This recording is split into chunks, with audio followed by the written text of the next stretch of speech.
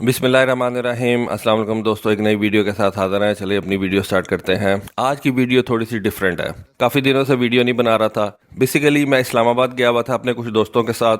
जैसे कि आपको पता है कि इस्लामाबाद में 23 मार्च को जो है वो एक पाकिस्तान डे परेड होने जा रही है। ये पाकिस्तान डे परेड जो होती है ये बेसिकली सिर्फ 23 मार्च को नहीं होती। इसकी तैयारी काफ़ी दिन पहले से जो है वो शुरू कर दी जाती है। जो लोग इस्लामाबाद में रहते हैं उनको तो अच्छे तरीके से पता है कि मार्च के शुरू होते ही पाकिस्तान एयरफोर्स के जहाज जो है वो प्रैक्टिस शुरू कर देते हैं। इस परेड को बेसिकली पहले से प्लान कर लिया जाता है कि हमने इस परेड के अंदर इस दफ़ा कौन कौन सी चीज़ें जो है उनको दुनिया को दिखाना है, जहाज़ों की फॉर्मेशन क्या होगी, उसको सब कुछ प्लान किया जाता है और उसके बाद जो है उस प्लान के ऊपर एग्जीक्यूशन शुरू हो जाती है। तो ये एक बहुत बड़ा जो है इवेंट होता है पाकिस्तान का, जो है वो साल में एक बड़ा इवेंट होता है और उसके ऊपर जो है वो प्रैक्टिस बहुत देर से शुरू कर दी जाती है। 4 दोस्त जो थे वो सियालकोट से निकले और इस्लामाबाद तक गए। सैटरडे यानी कि 19 तारीख को हम सियालकोट से निकले। 20 तारीख को बेसिकली फुल ड्रेस रिहर्सल होती है और फिर 23 तारीख को जो है वो पाकिस्तान डे परेड होती है, जो आप अपने टीवी स्क्रीन पे भी देखते हैं।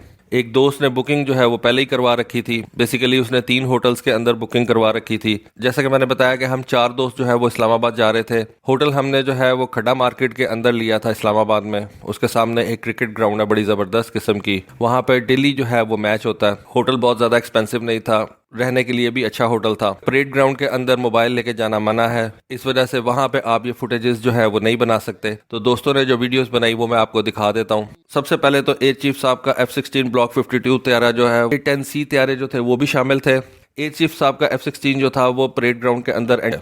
लेकिन एक मैं अगर आपको बात बताऊं कि जो चीज़ सबसे ज़्यादा परेड ग्राउंड को हिला के रख देती है, वो जब पाकिस्तान के फ्लैग को 31 तोपों की सलामी दी जाती है, तो वो जो चीज़ होती है वो बहुत ज़्यादा उसकी आवाज़ होती है। और जब तोपों की सलामी दी जाती है उस वक्त जो वहाँ पे कुछ बच्चे थे वो भी डर जाते हैं। जहाज़ की आवाज़ जो होती है वो तो ग्रेजुअली जो है वो इंक्रीज करती है, लेकिन जो तोपों की सलामी दी जाती है उसकी आवाज़ सबसे ज़्यादा होती है। वैसे शायद इसी वजह से कहा जाता है कि ये जो गनर्स होते हैं ये कानों से फारग हो जाते हैं। बाहर परेड ग्राउंड के ऊपर से गुजरे, उसके बाद 4 F-16 की एक फॉर्मेशन जो है वो गुजरी। F-16 की फॉर्मेशन के बाद F-17 थंडर के 4 जहाज़ों की फॉर्मेशन आई। उसके बाद 4 मजीद मिराज तैयारों की फॉर्मेशन आई। उसके बाद 4 F-7PG तैयारों की फॉर्मेशन जो है वो परेड ग्राउंड के ऊपर से गुजरी और लास्ट के ऊपर 4 F-7P जहाज़ों की फॉर्मेशन जो है वो परेड ग्राउंड के ऊपर से गुजरी। ये फॉर्मेशन जो है ये सिर्फ परेड ग्राउंड के ऊपर से गुजर जाती हैं। ये कोई एरोबैटिक्स वगैरह नहीं करते। एरोबैटिक्स के लिए जो है वो बाद में टाइम रखा जाता है, उसके बारे में भी आपको बताते हैं। उसके बाद पाकिस्तान एयरफोर्स के 3 AWACS जहाज जो है वो परेड ग्राउंड के ऊपर से गुजरे, जिनमें 2 एरियाइज थे और एक चाइना का कराकोरम AWACS जो था वो शामिल था। चाइनीज कराकोरम AWACS जो था वो इन 2 एरियाज को जो है वो लीड कर रहा था। उसके बाद 3 पाकिस्तान नेवी के P-3C ओरियन MPA जहाज जो है वो परेड ग्राउंड के ऊपर से गुजरे। उसके बाद जो नुमाया चीजें थी उनके अंदर पाकिस्तान नेवी की तरफ से नए हासिल किए जाने वाले सी किंग हेलीकॉप्टर शामिल थे। पाकिस्तान आर्मी के ऑगस्टा वेस्टलैंड AW139 हेलीकॉप्टर्स जो थे वो फॉर्मेशन के अंदर शामिल थे। पूमा हेलीकॉप्टर्स थे। जो पाकिस्तान आर्मी के एयरबस H-125M हेलीकॉप्टर्स जो थे वो शामिल थे। कोबरा हेलीकॉप्टर्स जो थे उन्होंने फॉर्मेशन के अंदर हिस्सा लिया। M-17 हेलीकॉप्टर्स ने फॉर्मेशन के अंदर हिस्सा लिया। परेड के अंदर नुमाया चीज़ों में शेफर्ड 2 UAV शामिल था।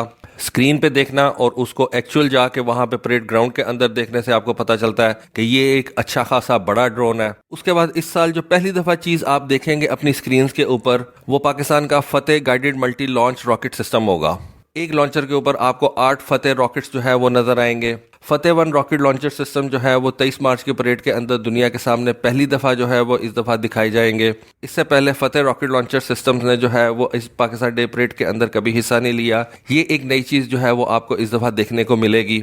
उसके अलावा टैंक्स फॉर्मेशन के अंदर सबसे आगे आपको VT-4 टैंक्स नजर आएंगे। VT-4 टैंक के साथ आपको अल खालिद 1 टैंक जो है वो नजर आएगा और उसके साथ जो है वो T-80 UD टैंक जो है वो नजर आएगा। कि स्क्रीन के ऊपर इन टैंक्स को देखना काफ़ी ज़्यादा मुख्तलिफ है और एक्चुअल में इन टैंक्स को देखना जो है वो बहुत ज़्यादा एक डिफरेंट एक्सपीरियंस है। VT-4 टैंक जो है वो एक काफ़ी बड़ा टैंक है। पता लगता है आपको कि ये एक हैवी टैंक है। इसकी टनेज जो है वो बाकी टैंकों से बहुत ज़्यादा है।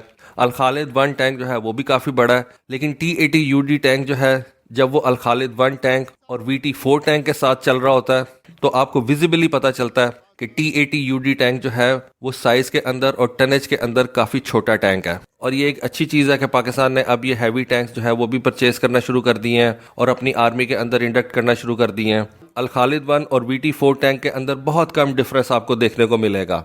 ऑलमोस्ट दोनों बराबर के टैंक्स नजर आते हैं, लेकिन डेफिनेटली VT4 जो है वो थोड़ा ज्यादा बड़ा टैंक है। VT4 की टनेज जो है वो अल खालिद टैंक से थोड़ी ज्यादा ही नजर आती है, लेकिन T80 UD टैंक जो है वो आपको विजिबली छोटा नजर आएगा। उसके बाद एरोबैटिक्स के अंदर JF-17 थंडर के ब्लॉक 2 की एरोबैटिक्स जो थी वो शामिल थी। JF-17 थंडर के ब्लॉक 3 को पाकिस्तान एयरफोर्स ने इस साल की पाकिस्तान डे परेड में नहीं शामिल किया। F-16 की एरोबैटिक्स जो थी वो 2 दफा जो है वो कंडक्ट की गई, लेकिन एरोबैटिक्स के अंदर सबसे ज्यादा जो मजा आपको आता है ना वो शेर दिल्स का आता है। F-16 और JF-17 थंडर की एरोबैटिक्स है वो भी बड़ी जबरदस्त है। उनमें जो सबसे ज्यादा मजे की बात होती है वो उनके इंजन की आवाज होती है, वो उनके इंजन की घन गरज होती है जो आप वहां पे बैठ के ही फील कर सकते हैं। टीवी की स्क्रीन पे आप वो फीलिंग जो है वो नहीं महसूस कर सकते। परेड ग्राउंड के अंदर बैठ के जो फीलिंग आपको आती है उसका मजा ही और होता है। लेकिन एक बात कि आप उसकी फुटेज नहीं बना सकते क्योंकि कैमरे अंदर लेके जाना अलाउ नहीं है, ना ही आप मोबाइल जो है वो लेके जा सकते हैं। लेकिन फिर जैसा कि मैंने आपको बताया कि शेरदिल्स की जो परफॉर्मेंस होती है ना वो आउट क्लास होती है। K8 जहाज़ों के इंजन की आवाज़ उस तरह से तो नहीं होती जिस तरह से आपके JF-17 थंडर की आवाज़ है, या जिस तरह से F-16 की, या अब जिस तरह से जो है ये J-10C के जहाज़ों की आवाज़ होती है।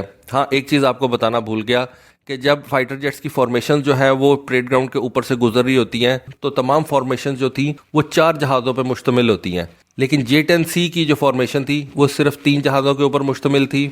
उससे पहले 2 J-10C जहाज़ जो हैं वो ऑलरेडी परेड ग्राउंड के ऊपर से गुजर चुके थे, और जब जहाज़ों की फॉर्मेशन गुजर रही होती है तो बाकी तमाम जहाज़ जो है उनकी 4-4 जहाज़ों की फॉर्मेशन होती है, लेकिन J-10C की सिर्फ 3 जहाज़ों की फॉर्मेशन थी। तो बात हो रही थी शेरदिल्स के ऊपर, तो अगर आपको शेरदिल्स की जो है वो परफॉर्मेंस देखने को मिले तो आपको बहुत ज़्यादा मज़ा आएगा। कुछ साल पहले इस्लामाबाद के अंदर ही F9 पार्क में एक एयर शो जो है उसको कंडक्ट किया गया था, मैंने उसको भी देखा था। तब खैर कैमरास और आप मोबाइल फ़ोन वहाँ पे लेके जा सकते थे, लेकिन उस वक्त मेरा कोई यूट्यूब चैनल नहीं था, इस वजह से मैंने तब कोई ख़ास वीडियोस जो है वो नहीं बनाई थी। और उस इवेंट के अंदर मुझे याद है कि तुर्की के सोलो तुर्क ने भी जो है वो उस इवेंट में हिस्सा लिया था। सोलो तुर्क की परफॉर्मेंस जो होती है वो भी बहुत ज़बरदस्त होती है, लाइव देखने का अपना ही मज़ा है। और उस साल सऊदी एरोबैटिक्स टीम हॉक्स जो थे वो भी आए थे। एक मैं आपको बात बता दूँ कि जिस तरह से सऊदीज़ ये ड्रिफ्टिंग करते हैं ना गाड़ियों की, वो जहाज़ भी उसी तरीके से चलाते हैं। उनकी जो एरोबैटिक्स टीम है ना वो भी बहुत ज़बरदस्त है। कभी इंशाल्लाह आपको ये एरोबैटिक टीम्स के ऊपर भी जो है वो एक वीडियो बना के दूंगा। खैर उसके बाद जब ये परेड ख़त्म हुई हम वापस अपने होटल के अंदर आए, थोड़ा सा रेस्ट किया, और उसके बाद जो है वो हम सियालकोट की तरफ वापस निकल पड़े। थोड़ी देर पिंडी के गीगा मॉल के अंदर जो है वो शॉपिंग की और वापस सियालकोट की तरफ निकल पड़े। रात का खाना जो है वो लाला मूसा में मियाँ जी होटल से खाया और उसके बाद हम अपने घर वापस चले गए। तो दोस्तों ये थी एक छोटा सा व्लॉग। कोशिश किया कि आपको अच्छे तरीके से चीज़ों को बता सकूं, लेकिन मेरा इतना ज़्यादा एक्सपीरियंस नहीं है इन व्लॉग्स का, इस वजह से कमी बेशी की पहले ही माजरत। लेकिन कमेंट सेक्शन में अपनी राय से ज़रूर आगाह कीजिएगा आपको कैसा लगा। आज के लिए बस इतना ही। Thank you. अल्लाह हाफिज़।